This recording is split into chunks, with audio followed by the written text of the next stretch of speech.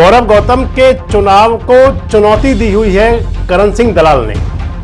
करण सिंह दलाल कांग्रेस के कैंडिडेट थे। चुनाव के दौरान में पलवल के अंदर एक भजन कीर्तन हुआ था, सत्संग हुआ था, बाबा श्याम का कीर्तन।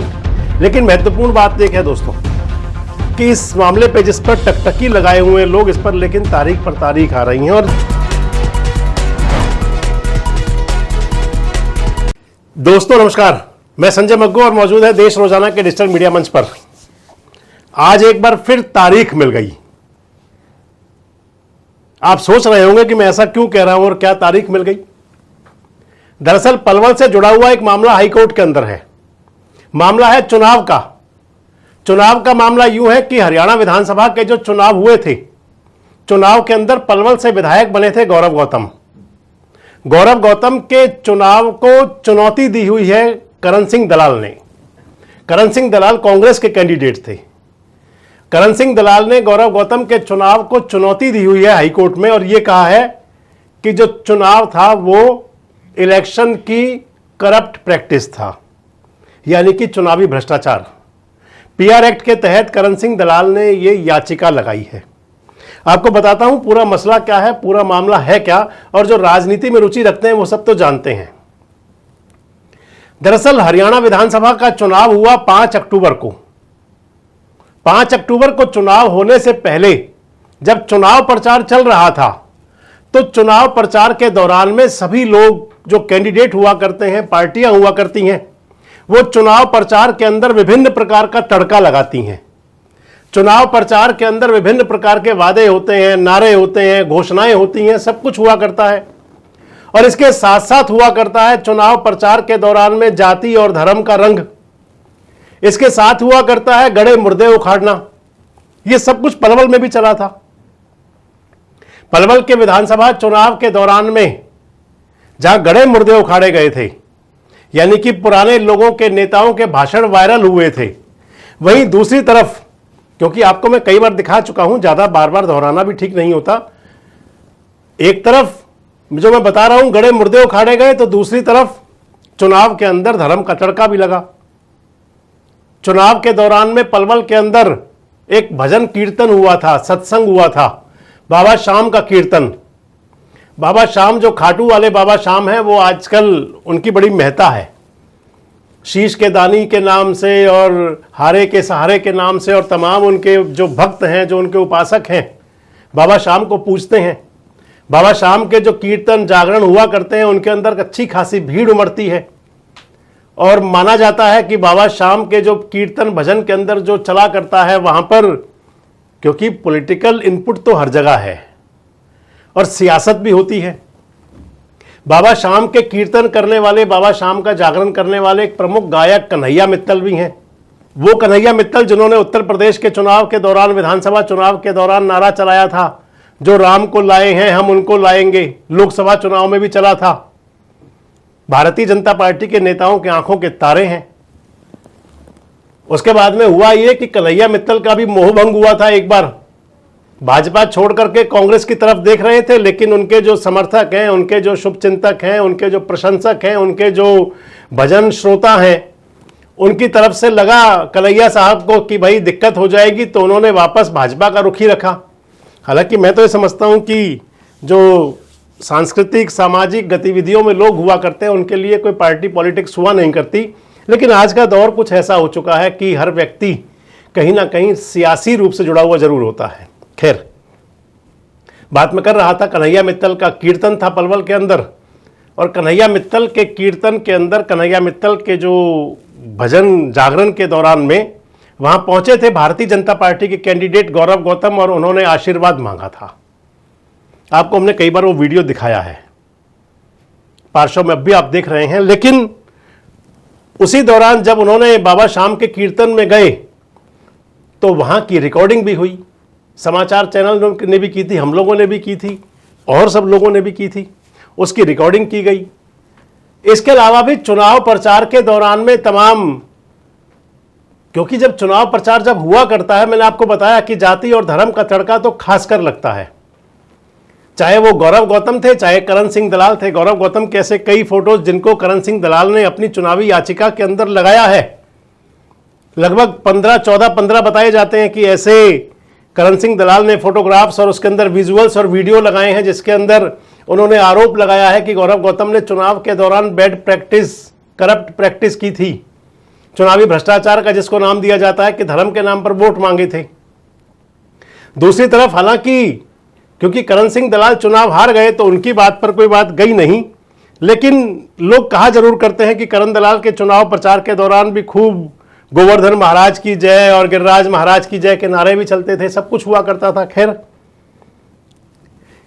अगर इसकी क्रोनोलॉजी देखते हैं तो क्या चला था चुनाव के दौरान, मैं आपको बता रहा था कि अक्टूबर के अंदर चुनाव हुआ, 5 अक्टूबर को चुनाव प्रचार के दौरान में ये सब कुछ चला जिसको अब आधार बनाया गया केस डालने का, करप्ट प्रैक्टिस बताते हुए हाई कोर्ट में जाने का।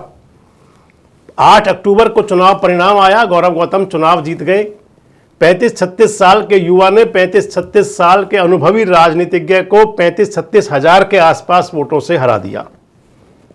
कई रिकॉर्ड बने पलवल के अंदर, सबसे युवा विधायक बने, सबसे अनुभवी नेता चुनाव हारे, और हार का जो अंतर था वो पलवल के अंदर रिकॉर्ड बन गया। एक चुनाव हार गए करण सिंह दलाल। नवंबर 2024 में करण सिंह दलाल ने हाईकोर्ट का रुख किया। उसके पीछे भी एक दिन करण सिंह दलाल से मेरी बात हो रही थी तो वो कह रहे थे कि उनका कोई इरादा नहीं था, लेकिन हालात ऐसे बन गए थे कि उनको हाईकोर्ट की तरफ जाना पड़ा। अब वो हालात क्या बने थे अगर चर्चा करेंगे तो बहुत बड़ा वीडियो हो जाएगा, लेकिन जो मैं आपको बता रहा था कि एक बार करण सिंह दलाल मुझे कह रहे थे कि हालात ऐसे बन गए कि मुझे हाईकोर्ट जाना पड़ा, नहीं तो मेरा कोई इरादा नहीं था पहले जाने का। हाईकोर्ट गए वो, हाईकोर्ट के अंदर पिटीशन डाली गई, पीआर एक्ट की तमाम जो धाराएं हैं उनके तहत मुकदमा दर्ज किया गया।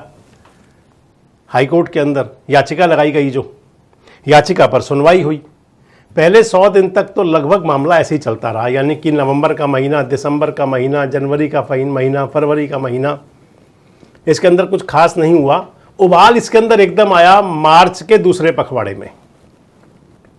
21 मार्च को तमाम सोशल मीडिया वेबसाइट्स पर, इसके बाद में अखबारों में, यूट्यूब चैनल्स पर खबरें चली कि हाईकोर्ट बड़ा सख्त है इस मामले को लेकर के, क्योंकि दरअसल जिस मामले में, जिस धाराओं में करण सिंह दलाल ने याचिका लगाई थी वो निर्देशित करती हैं, उसके पीछे अगर उसका विस्तृत देखा जाता है जो हमारे कानून की किताबों में लिखा हुआ है, उसके अंदर है कि अगर कोई इस प्रकार की इलेक्शन की करप्ट प्रैक्टिस की बात आती है तो फिर उसके अंदर याचिकाकर्ता को 6 महीने के अंदर अंदर मामला निपटा दिया जाए।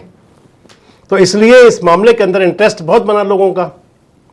बात जब चली 21 मार्च को, मैं बता रहा था आपको कि तमाम वेबसाइट्स पर, तमाम चैनल्स पे, तमाम जगह जब खबरें चली और उसमें कहा गया कि हाईकोर्ट की तरफ से कहा गया कि इसको डे टू डे सुनेंगे, डे टू डे सुना जाएगा।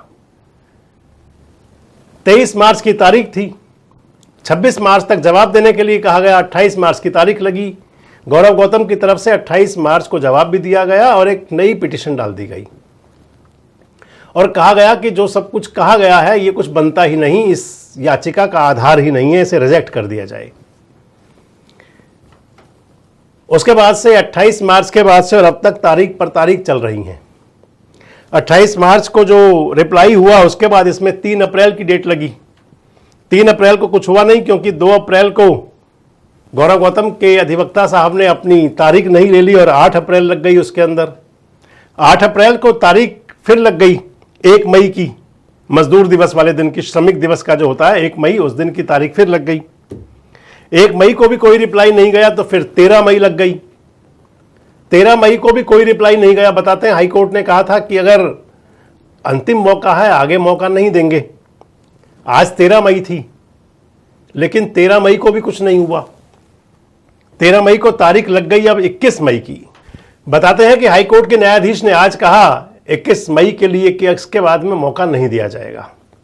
लेकिन महत्वपूर्ण बात एक है दोस्तों कि इस मामले पे जिस पर टकटकी लगाए हुए लोग, इस पर लेकिन तारीख पर तारीख आ रही हैं। और देखिए, कई बार अदालत की कुछ बाध्यताएं भी होती हैं, क्योंकि जब दोनों पक्षों के वकील आमने सामने नहीं होंगे तो फिर अदालत के सामने दिक्कत भी होती है। लगातार अदालत नोटिस भी दिया करती हैं। संभवतः ऐसा कुछ यहां भी चल रहा हो। लेकिन अब यह जरूर है कि जिस प्रकार से तारीख छोटी मिल रही हैं, जैसे आप देखें, आप 28 मार्च के बाद में 3 अप्रैल, यानी कि 6 दिन, 3 अप्रैल के बाद में जो तारीख नहीं सुनी गई 8 अप्रैल, 5 दिन। 8 अप्रैल के बाद में 1 मई, क्योंकि बीच में छुट्टियां भी थी। 8 अप्रैल के बाद 1 मई यानी कि लगभग 22 दिन। 1 मई के बाद 13 मई 12 दिन। 13 मई के बाद 21 दिन, 7 दिन। इन्हें माना जाता है कि बड़ी छोटी तारीख मिल रही है। अब कानून के जो जानकार हैं, मेरी आज कुछ लोगों से बातचीत हो रही थी, कुछ उसमें अधिवक्ता भी हैं और कुछ जो इस प्रकार के केसों में रुचि लेते हैं वो लोग भी थे। बता रहे थे कि ये एकमात्र अदालत का समय वेस्ट किया जा रहा है किसी भी तरीके से। इधर ये भी बताया जा रहा था कि गौरव गौतम का जो पक्ष है वो चाहता है कि अदालत अपना कोई इसमें आदेश दे ताकि वो उस आदेश को लेकर के सुप्रीम कोर्ट में जा सकें। और दूसरी तरफ जो करण सिंह दलाल का जो पक्ष है वो चाहता है कि किसी प्रकार से अभी इस मामले को हाई कोर्ट के अंदर ही सेटल किया जाए, हाई कोर्ट ही इसके अंदर अपना डिसीजन दे, हाई कोर्ट के डिसीजन के बाद में कुछ और हो। लेकिन यह जरूर है कि इस केस पर निगाहें सबकी हैं, न केवल पलवल, न केवल दक्षिण हरियाणा, न केवल हरियाणा, बल्कि देश भर की, क्योंकि इलेक्शन की जो इस टाइप की पिटीशंस हैं ये अदालतों में बहुत कम जाया करती हैं। चुनाव जीतने वाले जीत जाते हैं, हारने वाले हार जाते हैं और उसके बाद लोग लग जाते हैं अगले 5 साल की तैयारी में। लेकिन इस मामले को लेकर के दिलचस्पी बहुत ज्यादा है, क्योंकि कई दशकों के बाद में ऐसा कोई केस चला और सुना जा रहा है। अब 21 मई की तारीख है, देखना होगा 21 मई को क्या होता है। कोई तारीख मिलती है या किसी निर्णय पर अदालत पहुंचती है? क्या गौरव गौतम साहब के वकील जिन्होंने जवाब देना है, अपना रिप्लाई करना है, वो जाएंगे और या फिर अभी और समय मांगेंगे? इस केस में होगा क्या आखिर? क्योंकि इसमें इंटरेस्ट है लोगों का, इसलिए हम आपसे बात कर रहे थे और आपके साथ सवाल भी है कि क्या लगता है आपको, अदालती प्रक्रिया कितनी लंबी चलेगी? अगर कानूनी डायरेक्शंस हैं, कुछ इस प्रकार की बातें हैं कि याचिकाकर्ता को जल्दी न्याय मिले और जल्दी केस सेटल्ड हो, तो क्या ये वाकई इसके अंदर कुछ और जल्दी हो सकता है और या फिर मिलेंगी तारीख पर तारीख? क्या पलवल विधानसभा क्षेत्र में आगे कुछ बड़ा हो सकता है? कमेंट्स बॉक्स में जरूर बताएं। जुड़े रहे हमारे साथ, देखते रहें देश रोजाना। हमारे साथ जुड़े रहने के लिए सब्सक्राइब करें देश रोजाना के YouTube चैनल को और नई वीडियो की नोटिफिकेशन पाने के लिए बेल आइकन जरूर दबाएं। अगर आप ये वीडियो Facebook या Instagram पर देख रहे हैं तो पेज को लाइक और फॉलो जरूर करें और ज्यादा से ज्यादा शेयर करें।